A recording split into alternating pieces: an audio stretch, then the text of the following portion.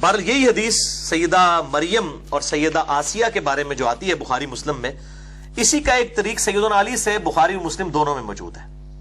اس میں الفاظ ہے کہ نبی صلی اللہ علیہ وسلم نے فرمایا کہ اپنے زمانے میں سب سے بہترین عورت تھی مریم رضی اللہ تعالی عنہا وعلیہ السلام، اور اس زمانے میں سب سے بہترین عورت ہے خدیجہ رضی اللہ تعالی عنہا، جو کہ نبی صلی اللہ علیہ وسلم کی سیدہ عائشہ سے بھی بڑھ کر محبوب ترین بیوی تھی، جو سب سے پہلے اسلام لے کر آئیں، ایون مولا علی سے بھی پہلے، سب سے پہلے یہ مان لائیں، اس کے بعد مولا علی، اس کے بعد زید بن حارثہ، اور پھر ابو بکر الصدیق رضی اللہ عنہم اجمعین وعلیہم السلام۔ تو سیدہ خدیجہ کو آپ نے فرمایا یہ سب سے بہترین عورت ہے اس زمانے کی۔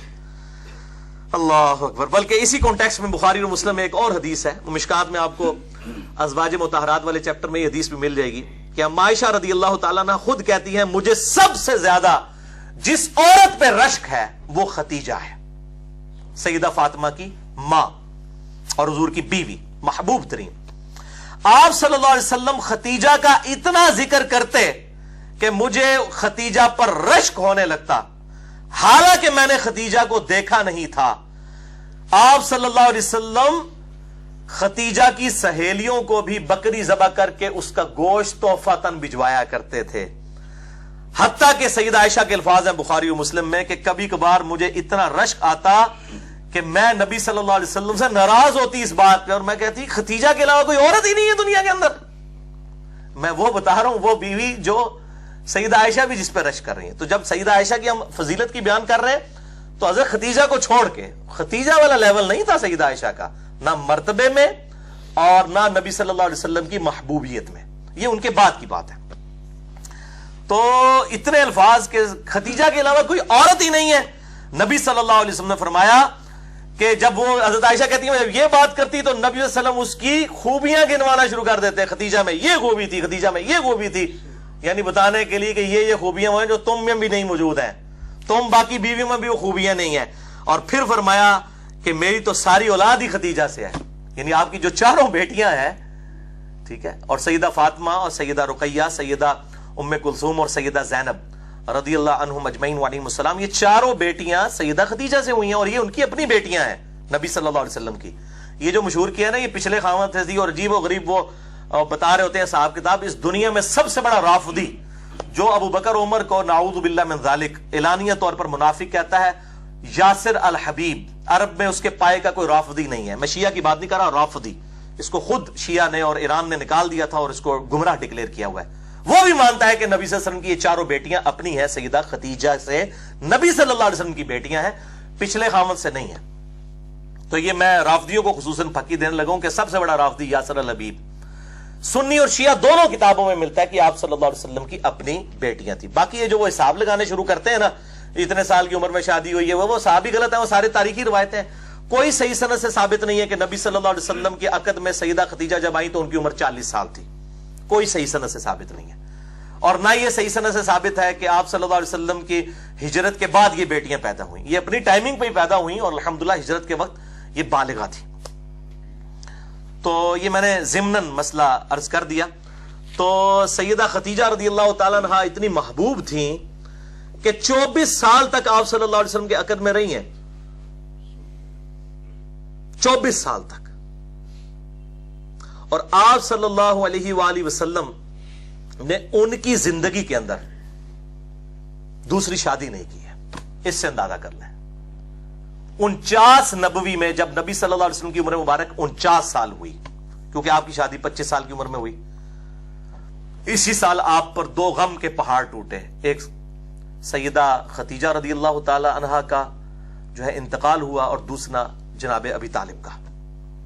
اس کو عام الحزن کہا جاتا ہے، غم والا سال آپ صلی اللہ علیہ وسلم کے لیے غم والا سال تھا کہ 2 ایسی ہستیاں جو آپ صلی اللہ علیہ وسلم کی ڈھارس بندھانے والی تھیں، سیدہ خدیجہ اور جناب ابی طالب، وہ آپ صلی اللہ علیہ وآلہ وسلم سے رخصت ہوئے۔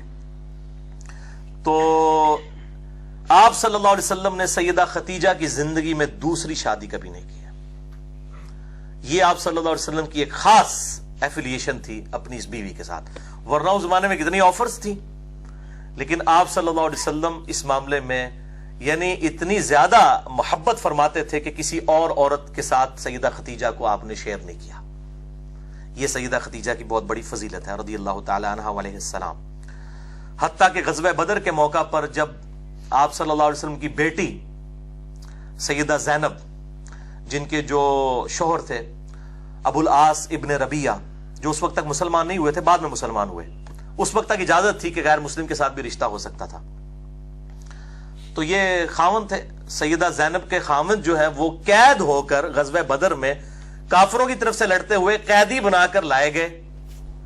اب فدیے سے چھڑانے کے لیے ظاہر کچھ رقم ادا کر رہی تھی تو سب لوگ رقم دے رہے تھے. تو اب سیدہ زینب کے وہ چونکہ ہسبینڈ تھے تو انہوں نے اپنے خاوند کا فدیہ دینے کے لیے اپنا وہ ہار دیا جو سیدہ خدیجہ نے اپنی بیٹی کو پہنایا تھا، سیدہ زینب کو. وہ ہار جب نبی صلی اللہ علیہ وسلم کے سامنے آیا تو آپ صلی اللہ علیہ وسلم کی آنکھوں میں آنسو آ گئے. آپ کو حضرت خدیجہ یاد آئی.